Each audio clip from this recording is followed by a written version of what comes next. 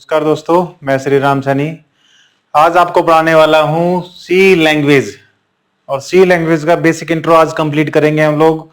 बिल्कुल zero level से सीखेंगे और आगे की क्लासेस में हायर लेवल तक चलेंगे। यानी एक एक टॉपिक में आपको बिल्कुल डीपली क्लियर करवाने वाला हूँ सी लैंग्वेज के बारे में।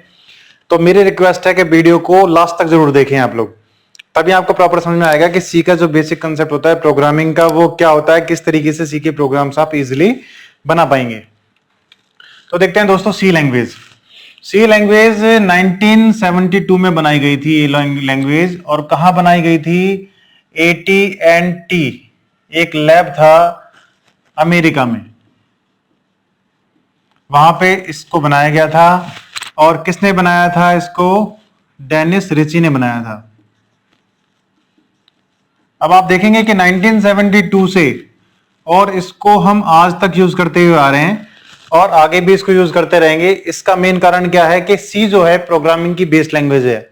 जितनी भी आप आगे की हायर लैंग्वेजेस पढ़ेंगे, सी प्लस प्लस, जावा, .NET, PHP, पाइथन, जितनी भी लैंग्वेजेस आप पढ़ेंगे, सबके अंदर जो प्रोग्रामिंग का कंसेप्ट यूज हो रहा है वो सी वाला ही यूज किया जा रहा है। तो इसलिए अगर आपको प्रोग्रामिंग या सॉफ्टवेयर डेवलपमेंट लाइन में जाना है या वेब डेवलपमेंट लाइन में जाना है तो सबसे पहले सी लैंग्वेज का नॉलेज होना आपको बहुत ही जरूरी है, जिससे आपको आगे की लैंग्वेज इजिली समझ में आ जाए कि किस तरीके से क्या क्या लॉजिक्स वर्क कर रहे हैं। तो 1972 से इसको आज तक हम वर्क करते हुए आ रहे हैं और आगे भी करते रहेंगे। अब देखते हैं कि सी के अंदर मेन जो देखते हैं कि भाई लैंग्वेजेस जो होती हैं प्रोग्रामिंग की, वो टू टाइप्स ऑफ लैंग्वेज होती हैं। अगर हम बात करें कि लैंग्वेज, दो प्रकार की लैंग्वेज होती हैं। एक तो होती है हमारे पास कंसोल प्रोग्रामिंग लैंग्वेज और एक होती है GUI यानी ग्राफिकल यूजर इंटरफेस। क्या बोलेंगे इसको? Graphical user interface. तो दो तरह की लैंग्वेज होती हैं, GUI और कंसोल लैंग्वेज। तो सी जो है वो कंसोल लैंग्वेज है। सी प्लस प्लस या सी शार्प, ये लैंग्वेजेस हमारी जो है वो कंसोल लैंग्वेज है। कंसोल लैंग्वेज का मतलब यह है कि इनका आउटपुट एक ब्लैक स्क्रीन के ऊपर रन होता है और ग्राफिक्स का आप इसके अंदर यूज नहीं कर सकते, माउस का, कर्सर का यूज नहीं कर सकते, माउस का यूज नहीं कर सकते, कर्सर का तो कर सकते हैं। तो ऐसी लैंग्वेज कंसोल लैंग्वेज होती हैं। और C plus plus, C sharp etcetera, ये सारी लैंग्वेज कंसोल लैंग्वेज में आती हैं। ग्राफिकल यूजर इंटरफेस के अंदर जो लैंग्वेज आती है हमारे पास वो हो गई जैसे जावा, .NET, PHP, है ना। और आगे की जितनी हायर लैंग्वेजेस हैं वो सारी GUI पे वर्क करती हैं, ग्राफिकल यूजर इंटरफेस पे वर्क करती हैं। तो दोस्तों सी के बारे में अगर हम बेसिक स्टार्टिंग करें या प्रोग्रामिंग के बारे में हम स्टार्टिंग करें तो सबसे पहला जो पार्ट होता है प्रोग्राम का वो होता है एल्गोरिदम। एल्गोरिदम क्या होता है दोस्तों? अगर हमने कोई माइंड में कोई लॉजिक सोचा या कोई प्रोग्राम हमने सोचा और उसको हम किसी भी प्रोग्रामिंग लैंग्वेज में अगर बनाने वाले हैं तो सबसे पहले एल्गोरिदम का यूज किया जाता है। एल्गोरिदम क्या होता है कि प्रोग्रामिंग लैंग्वेज के बाहर हमारी खुद की सेल्फ लैंग्वेज के अंदर अगर हम उसको स्टेप बाय स्टेप लिखते हैं किसी प्रोग्राम के कंसेप्ट को तो उसको एल्गोरिदम बोला जाता है। कैसे बनाया जाता है कि सपोज जैसे हमने एक एग्जांपल लिया कि हमें क्या करना है कि दो नंबर्स हमारे पास है कि 50 और 60, इसका हमें टोटल निकाल के प्रिंट करना है। तो प्रोग्राम बनाने से पहले इसका एल्गोरिदम तैयार करते हैं हम क्या करते हैं कि स्टेप बाय स्टेप लिखते हैं इसको। स्टेप 1, स्टेप 2, स्टेप 3, स्टेप 4, कुछ इस तरीके से लिखते हैं इसको। स्टेप 1 हमने सबसे पहले क्या किया?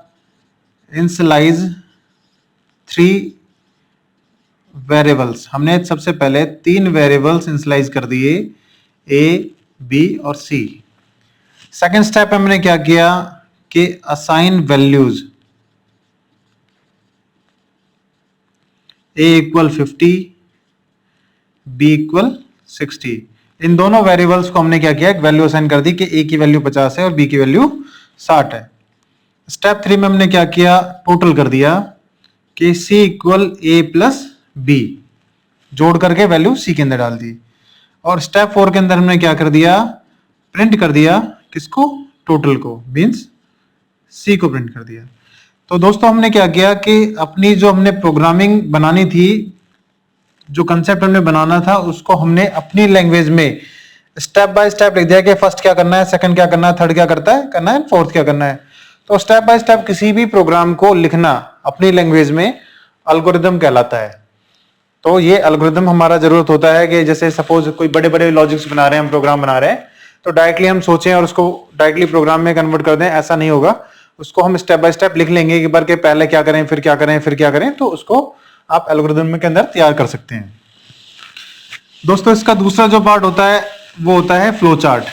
फ्लो चार्ट के अंदर क्या होता है कि हम अपनी जो प्रोग्राम है उसको डायग्राम्स के रूप में समझाते हैं, सिंबल के रूप में, तो उसको हम बोलते हैं फ्लो चार्ट। फ्लो चार्ट के अंदर क्या होता है कि कई सारे डायग्राम्स यूज किए जाते हैं। जैसे एक तो होता है हमारे पास स्टार्ट, कुछ इस तरीके से होता है। इसके अलावा हमारे पास होता है एक स्टॉप, जो कि इस तरीके से होता है। इसके अलावा हमारे पास ये बॉक्स होता है, इसको हम बोलते हैं प्रोसेस बॉक्स। इसके अलावा हमारे पास होता है एक इस तरीके का बॉक्स होता है टेपर, इसको बोलते हैं हम इनपुट आउटपुट बॉक्स। अगर आपको कोई वैल्यू इनपुट या आउटपुट के रूप में दिखानी होती है तो आप इस बॉक्स का यूज करते हैं। इसके अलावा हमारे पास होता है डिसीजन बॉक्स या फिर कंडीशनल बॉक्स भी आप कह सकते हो, वो होता है इस तरीके से।